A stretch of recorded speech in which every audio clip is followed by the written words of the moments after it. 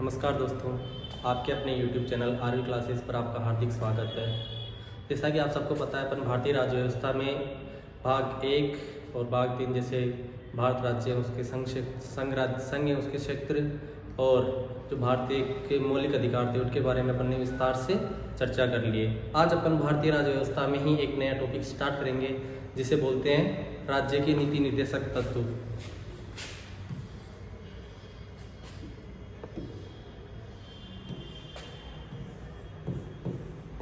राज्य के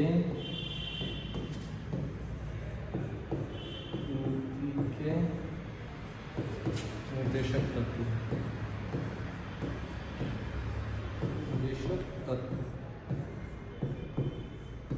आज का जो नया टॉपिक है राज्य के नीति के निर्देशक तत्व। इसका भारतीय संविधान का जो भाग 4 है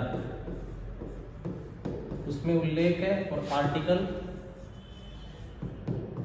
36 से 51 तक राज्य की नीति निर्देशक तत्व उल्लेखित है। आज अपन राज्य की नीति निर्देशक तत्वों पर ही विस्तार से चर्चा करेंगे। जैसा कि आप सबको पता है, मूल अधिकार भारतीय लोगों को अधिकार देता है, उनको सुरक्षा प्रदान करता है। उसी प्रकार सरकार को जो संवैधानिक शक्तियाँ प्रदान करते हैं, जो निर्देश प्राप्त होते हैं, वो प्राप्त होते हैं नीति निर्देशक तत्वों से। इनका जो उल्लेख है भारतीय संविधान में आयरलैंड के संविधान से लिया गया है। इनका जो प्रावधान है वो आयरलैंड के संविधान से लिया गया है। भारतीय संविधान में जो राज्य के नीति निर्देशक तत्व है इनका उल्लेख कहाँ से लिया गया है? आयरलैंड के संविधान से। और ये इनका जो उद्देश्य है वो है लोक कल्याणकारी राज्य की स्थापना करना।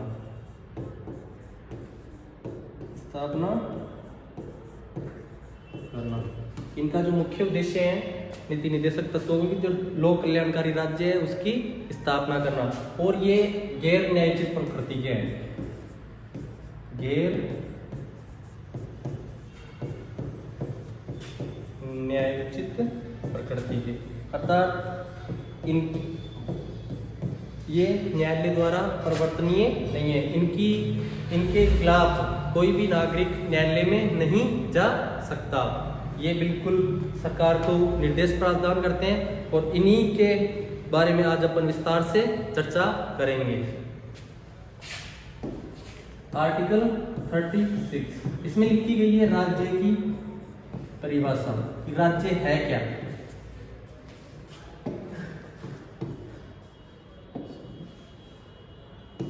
राज्य की परिभाषा। अब राज्य की परिभाषा पहले भी अपने आर्टिकल 12 में विस्तार से पढ़ी थी। उसमें लिखा गया था कि संघ की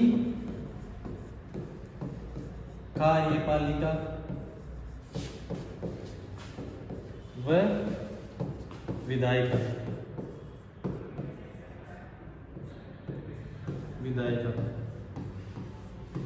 सेम चीज राज्य की कार्यपालिका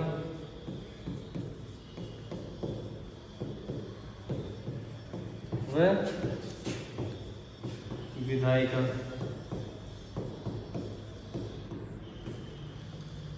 दूसरी सार्वजनिक सेक्टर के उपक्रम,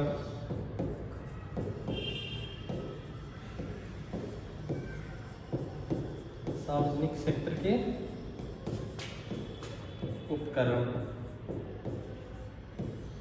इसके बाद में राज्य द्वारा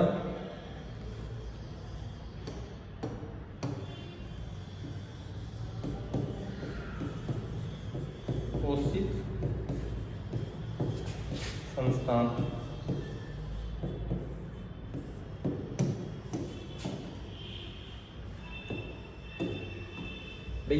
आर्टिकल 12 में भी अपन ने यही राज्य की परिभाषा पढ़ी थी और आर्टिकल 36 में भी राज्य की परिभाषा वही है। राज्य का मतलब है कि संघ की कार्यपालिका एवं विधायिका। उसके बाद राज्य की कार्यपालिका एवं विधायिका, सार्वजनिक क्षेत्र के उपक्रम, राज्य द्वारा पोषित संस्थान, राज्य द्वारा पोषित संस्थान। ये सब किसके अंतर्गत आते हैं? राज्य के अंतर्गत। उसके बाद आर्टिकल 37, आर्टिकल 37 में लिखा हुआ है कि जो राज्य के नीति निदेशक तत्व है, ये न्यायालय में परिवर्तनीय नहीं है। परिवर्तनीय नहीं है अर्थात कोई भी व्यक्ति यदि सरकार इन निर्देशों को मानने में सक्षम नहीं है, ये सरकार की मतलब सामर्थ्यता पे निर्भर करता है कि यदि सरकार के पास संसाधन है तो ये निर्देशों की पालना कर सकती है। अगर सरकार इन निर्देशों की पालना करने में अगर समर्थ नहीं है तो इनके हनन होने पे या इनका उल्लंघन करने पे कोई भी व्यक्ति सुप्रीम कोर्ट में या न्यायालय में नहीं जा सकता, अर्थात ये न्यायालय में परिवर्तनीय नहीं है। उसके बाद है आर्टिकल 38। आर्टिकल 38 में लिखा गया है कि राज्य एक ऐसी सामाजिक व्यवस्था की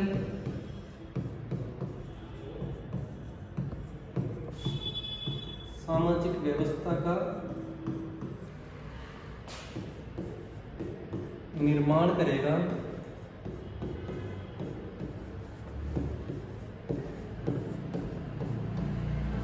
जिसमें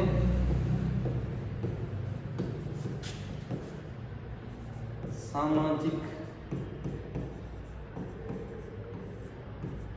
आर्थिक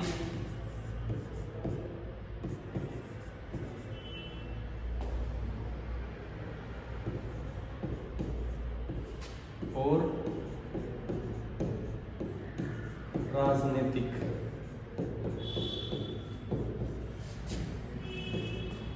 असमानता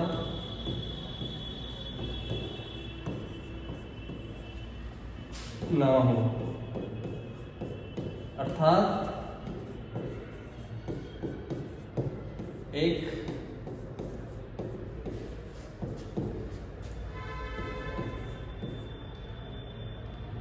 लोक कल्याणकारी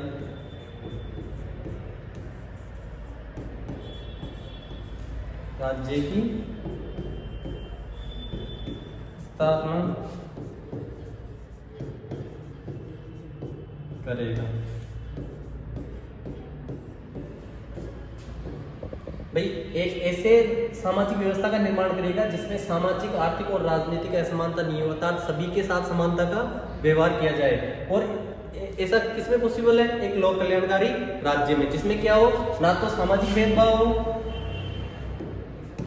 ना तो सामाजिक भेदभाव हो, ना आर्थिक भेदभाव हो और ना ही राजनीतिक भेदभाव। इस प्रकार के राज्य का निर्माण करना एक प्रायोरिटी होगी। ये आर्टिकल 38 में लिखा हुआ है। आर्टिकल 39A, आर्टिकल 39A बोलता है कि जो राज्य है वह महिला व पुरुषों को रोजगार के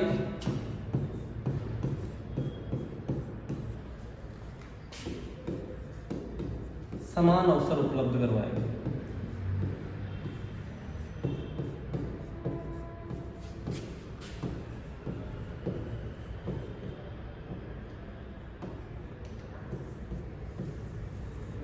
उपलब्ध करवाएगा।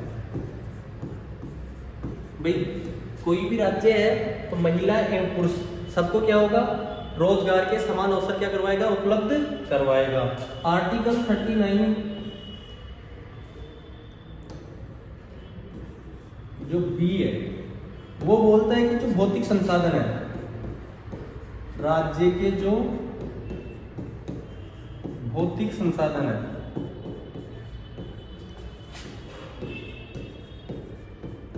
भौतिक संसाधन है,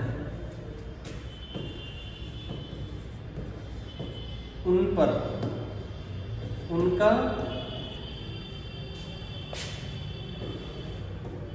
बंटवारा इस प्रकार करेगा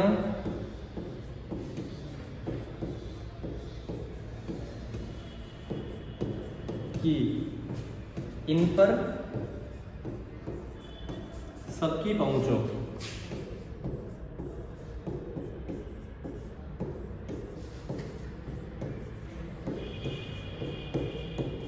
अर्थात जो राज्य के भौतिक संसाधन है उनको इस तरह से व्यवस्थित करेगा, इस तरह से बंटवारा करेगा कि किसी एक ही जगह कोई सभी भी भौतिक संसाधन इकट्ठे नहीं हो सके और राज्य के निम्न वर्ग से लेके उच्च वर्ग तक सभी के पास भौतिक संसाधनों की पहुंच हो सके। यह आर्टिकल 39 बी में लिखा हुआ है। आर्टिकल 39 सी, आर्टिकल 39 सी बोलता है कि अर्थव्यवस्था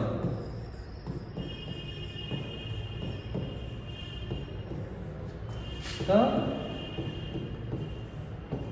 प्रबंधन, अर्थात इस प्रकार करेगा कि राज्य जो है अर्थव्यवस्था का प्रबंधन इस प्रकार करेगा कि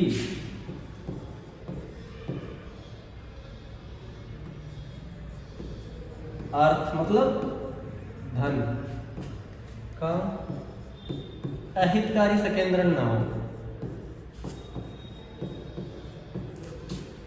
अहितकारी संकेंद्रण ना हो। अर्थात अर्थव्यवस्था को इस प्रकार से बांटेगा, अर्थव्यवस्था का प्रबंधन इस प्रकार से करेगा कि ज्यादा पैसे ना तो अमीरों के पास हो ना गरीबों के पास हो, अर्थात एक ही जगह पैसों का अहितकारी संकेंद्रण नहीं हो कि गरीब बहुत ज्यादा गरीब हो जाए और अमीर बहुत ज्यादा अमीर हो जाए। इसी क्रम में अर्थव्यवस्था का जो है वो इस प्रकार किया जाएगा। आर्टिकल 39 डी ये बोलता है कि महिला व पुरुष इनको समान कार्य के लिए समान वेतन दिया जाएगा हेतु समान वेतन। भाई जैसे कोई एक पोस्ट है उसमें महिलाएं भी पोस्टेड है और पुरुष भी पोस्टेड है, तो ऐसा नहीं कि पुरुषों को ज्यादा सैलरी हो और महिलाओं को ज्यादा सैलरी हो, ऐसा नहीं करे। ये आर्टिकल 39 डी में लिखा हुआ है कि महिला और पुरुषों के जो कार्य है एक कार्य के लिए एक वेतन तथा समान कार्य के लिए समान वेतन निर्धारित किया जाएगा। उसके बाद है 39 ई। 39 ई भाई जो मजदूर कर्मकार बुजुर्ग और जो बच्चे हैं इनको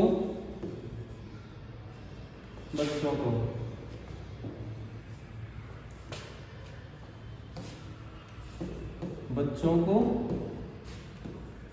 इनकी क्षमता अनुसार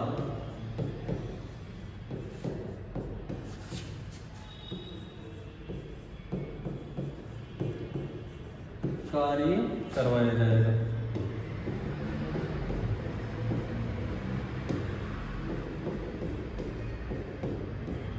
भाई ऐसा नहीं है कि बच्चे हैं वो कार्य कर ही नहीं सकते और उन पे ऐसा कार्य थोप दिया जाए, अर्थात बच्चे मजदूर बुजुर्ग जितने भी व्यक्ति है उनको उनकी क्षमता अनुसार ही कोई काम दिया जाएगा, अर्थात क्षमता से अधिक उनसे काम नहीं करवाया जाएगा।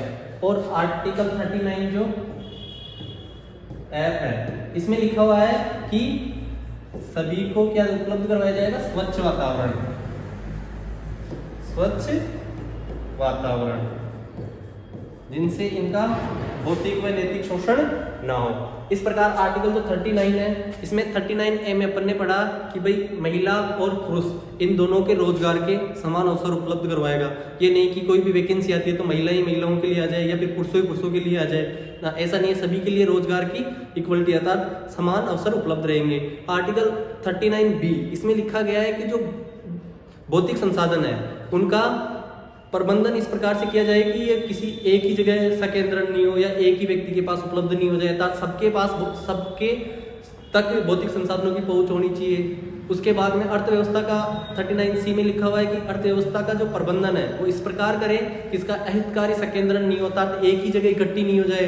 भाई अमीर के पास बहुत ज़्यादा पैसे हैं, गरीब के लिए खाने के लिए रोटी नहीं है, तो ऐसी स्थिति ना बने, इसलिए अर्थव्यवस्था का अच्छे से मैनेजमेंट करना होगा। उसके बाद में आर्टिकल 39D इसमें लिखा गया है कि जो राज्य है महिला और पुरुष को समान कार्य के लिए समान वेतन देगा। उसके बाद में आर्टिकल 39E में लिखा गया है कि कर्मकार, मजदूर, बुजुर्ग और बच्चे हैं, इनको इनकी क्षमता अनुसार ही कार्य करवाया जाएगा।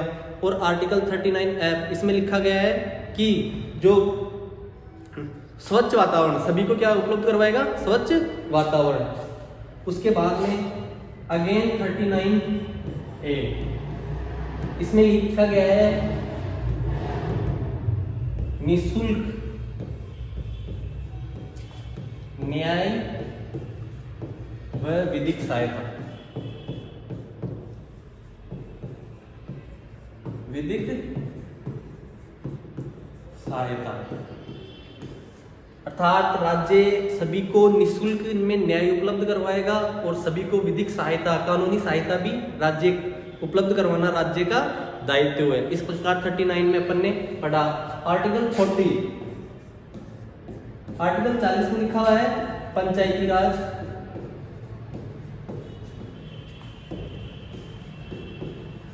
जो संस्थाएं हैं उसका संस्थाओं का गठन और इनको स्वायत्तता प्रदान करना, इनको स्वायत्तता प्रदान करना।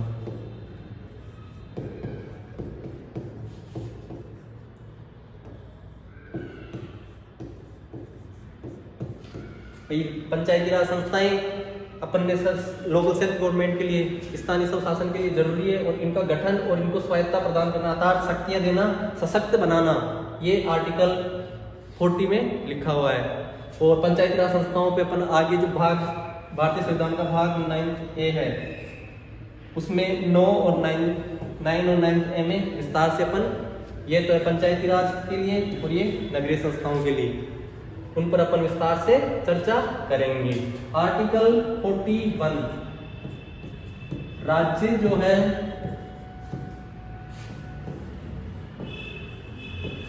कुछ दशाओं में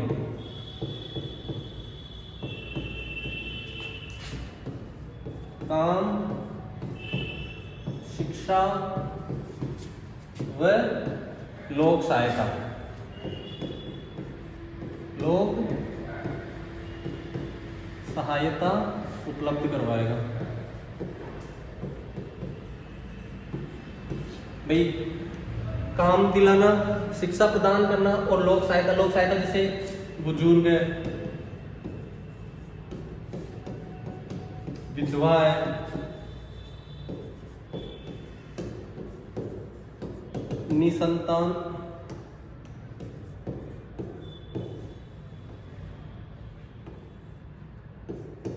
निसंतान दंपति है,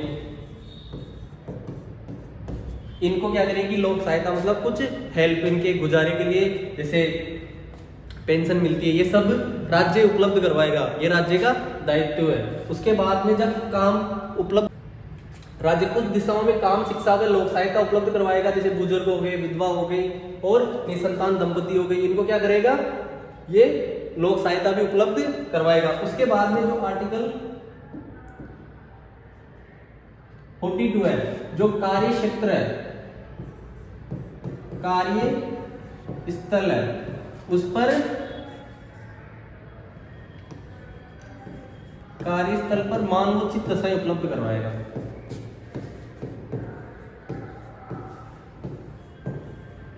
मानवोचित दशाएं, भाई राज्य द्वारा जब काम उपलब्ध करवाया जाएगा, जब कार्य उपलब्ध हो जाएंगे तो ऐसे सेक्टर पे कार्य नहीं करवा सकता है जहां पे मनुष्य कार्य करने में सक्षम नहीं हो। भाई किसी मनुष्य को कहीं पे रोजगार दे रहे हैं तो रोजगार ऐसी जगह दे जहां पे वो रोजगार काम, उस काम को करने में सफल होता है। कार्यस्थल पर मानवोचित दशाएं उपलब्ध करवाना। और आर्टिकल 43 इसमें लिखा हुआ है निर्वाह योग्य मजदूरी, अर्थात कोई राज्य द्वारा जब काम उपलब्ध करवा दिया जाता है, उसको मानवोचित दशाएं दे दी जाती है, तो उसके बाद में उसको निर्वाह योग्य मजदूरी, मतलब इतना पैसा मिलेगी जिससे उसका जीवन यापन हो सके। ये आर्टिकल 43 में लिखा है। इसके लिए कुटीर उद्योगों की स्थापना की गई है।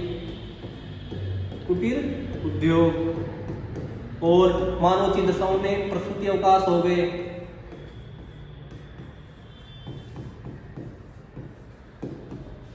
और आर्टिकल जो 43A है ये बोलता है भाई जब निर्वाह योग्य मजदूरी हो तो प्रबंधन में हिस्सेदारी, प्रबंधन में हिस्सेदारी मतलब जिस ट्रस्ट में या जिस कंपनी में काम कर रहे हैं उस कंपनी द्वारा जो मैनेजमेंट के डिसीजन लिए जाते हैं, निर्णय लिए जाते हैं, उनमें भी कर्मकारों की क्या होनी चाहिए, हिस्सेदारी होनी चाहिए। और आर्टिकल 43B ये 97वें संविधान संशोधन द्वारा जो सहकारी समितियों से संबंधित है, समितियों का गठन इसके द्वारा किया जाना है, राज्य द्वारा। इस प्रकार आज अपन ने जो भारतीय राज्य व्यवस्था है उसके भाग 4 में राज्य के नीति निर्देशक तत्वों का उल्लेख है, और जो 36 से 51 तक है उसी क्रम में अपन ने आर्टिकल 36 से लेके 43 तक विस्तार से चर्चा की है। आर्टिकल 36 में अपन ने देखा राज्य की परिभाषा। आर्टिकल 37 में पढ़ा कि जो राज्य के नीति निर्देशक तत्व है वो गैर न्यायोचित प्रकृति के तहत इन्हें न्यायालय द्वारा प्रवर्तनीय नहीं है। उसके बाद में आर्टिकल 38 में पढ़ा कि राज्य ऐसी सामाजिक व्यवस्था का निर्माण करेगा जिसमें सामाजिक, आर्थिक और राजनीतिक किसी भी प्रकार की असमानता ना हो। आर्टिकल 39A इसमें पढ़ने पढ़ा कि राज्य सबके लिए समान रोजगार के समान अवसर उपलब्ध करवाएगा, महिला और पुरुष के लिए। आर्टिकल 39B इसमें पढ़ने पढ़ा कि जो भौतिक संसाधन है उन तक सबकी पहुंच हो। आर्टिकल 39C इसमें पढ़ने पढ़ा कि जो अर्थव्यवस्था है उसका प्रबंधन इस तरीके से हो कि उसका अहितकारी संकेंद्रण नहीं होता, एक ही जगह इकट्ठी नहीं हो जाएगी, गरीब बिल्कुल गरीब रह जाए और अमीर बहुत ज्यादा अमीर हो जाए। उसके बाद आर्टिकल 39D इसमें पढ़ने पढ़ा कि जो महिला और पुरुष है उनको समान कार्य के लिए समान वेतन दिया जाना चाहिए। उसके बाद में आर्टिकल 39E उसमें पढ़ने पढ़ा कि जो कर्मकार महिलाएं, बच्चे और बुजुर्ग है उनको उनकी क्षमता अनुसार अर्थात सामर्थ्य अनुसार कार्य करवाया जाना चाहिए। और आर्टिकल 39F इसमें पढ़ने पड़ा कि सभी के लिए स्वच्छ वातावरण उपलब्ध करवाना भी राज्य का दायित्व है। उसके बाद आर्टिकल 39 कैपिटल A पढ़ा था अपन ने, उसमें लिखा था निःशुल्क न्याय व विधिक सहायता, अर्थात सभी के लिए राज्य का दायित्व है कि वो निःशुल्क न्याय उपलब्ध करवाए और निःशुल्क विधिक यानी कानूनी सहायता भी उपलब्ध करवाए। उसके बाद आर्टिकल 40 में पढ़ने पड़ा पंचायती राज संस्थाओं का गठन। आर्टिकल 41 लोक सहायता, काम, शिक्षा व लोक सहायता तथा राज्य का दायित्व है कि काम, शिक्षा और लोक सहायता उपलब्ध करवाओ। फिर आर्टिकल 42 उसमें पढ़ने पड़ा कार्यस्थल पर मानवोचित दशाएं जैसे प्रसूति अवकाश देते हैं। और आर्टिकल 43 भाई जब मानवोचित दशाएं हो गई तो उसके बाद में राज्य का दायित्व है कि निर्वाह योग्य मजदूरी, ये नहीं कि काम करवा रहे हैं और पैसे इतने दे रहे हैं कि उसको दोनों टाइम का खाना ही उपलब्ध नहीं हो रहा। 43A इसमें पढ़ने पड़ा कि जब पैसे दे दिए तो वही बात भाई प्रबंधन में हिस्सेदारी, भाई कोई जिस ट्रस्ट में लोग काम कर रहे हैं, मजदूर काम कर रहे हैं, उनको पता होना चाहिए कि मैनेजमेंट क्या कर रहा है, कैसे कर रहा है, ये सब हिस्सेदारी हो। और 43B इसमें पढ़ा कि मजदूरों के लिए सहकारी समितियों का गठन किया जाना चाहिए। इस प्रकार आज 36 से लेके 43B तक अपन ने राज्य के नीति निर्देशक तत्वों पर विस्तार से चर्चा की। आई होप आपको सब समझ आ गया होगा। धन्यवाद।